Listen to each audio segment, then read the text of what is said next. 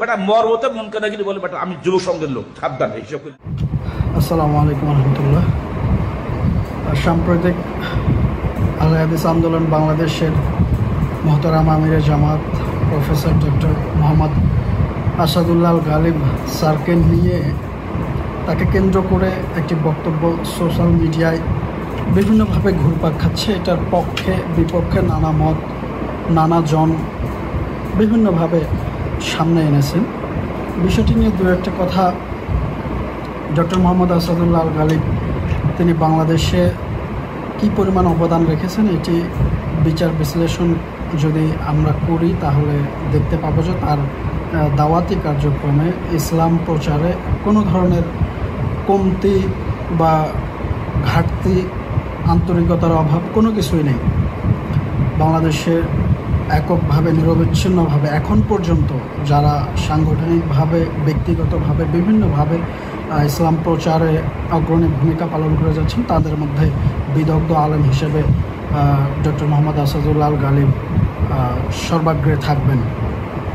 তার যুব সংঘের একটি অনুষ্ঠানে তিনি একটি বক্তব্যের অংশতে গিয়ে মুনকার নাকিরকে জড়িয়ে যুব সংঘের কর্মী বা যুব সংঘের সমর্থক বা যুব সংঘের যে কোনো পর্যায়ের সদস্যদের তিনি ইমানি বলে বলিয়ান হয়ে আরও কঠিনভাবে ইমানের রাস্তায় টিকে থাকার জন্য মূলত এই রূপক কথাগুলো তিনি বলেছিলেন।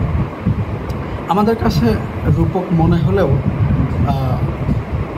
সম্প্রতি আবার দৃষ্টিগোচর হলো যে মান্থলি আত-তাহরিকে একটি কথা বাক্য যেটা স্লিপ অফ টাং বলা হয়েছে, যে এটা তার স্লিপ অফ টাং।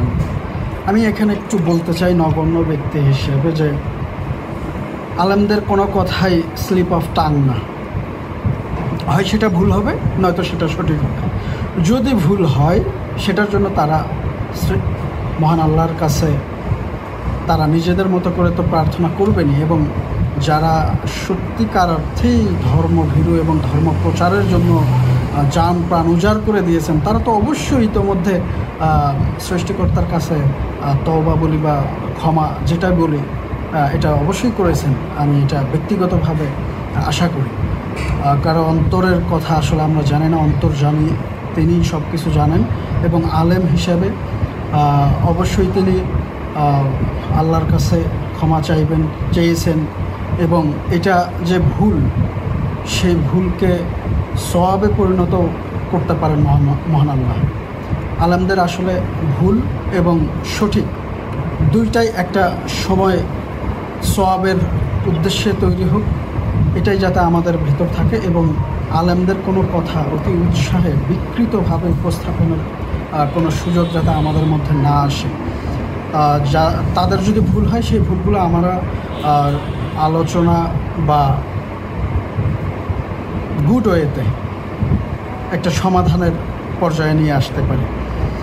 এইভাবে বিভ্রান্তিমূলক কথা যদি আমরা প্রচার করে থাকি বা করতে থাকি নিজেরা, তাহলে তো আমাদের নিজেদের মধ্যেই এক ধরনের উশৃঙ্খলতা দেখা যাবে।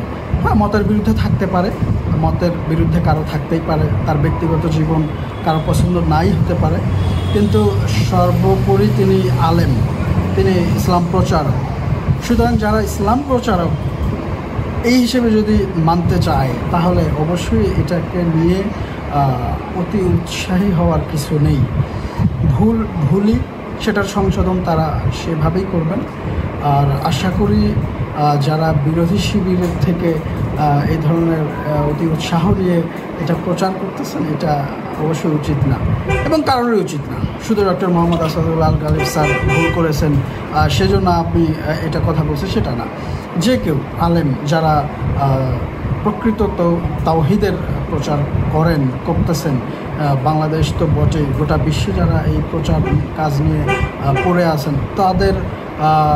তাদের নিয়ে অবশ্যই আমাদের সবসময় ইতিবাচক থাকা উচিত। আমরা যদি ইতিবাচক না হই তাহলে কে ইতিবাচক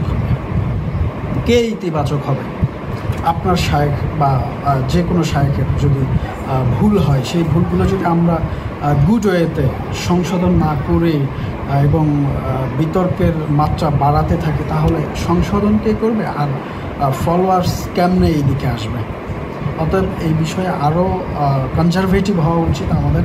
কোনটা আসলে বেশি প্রচার করব এবং কোনটা কম প্রচার করব, ভুল হলে সেটা কিভাবে সংশোধন করা যায়, এই প্ল্যাটফর্মগুলো তৈরি করা জরুরি।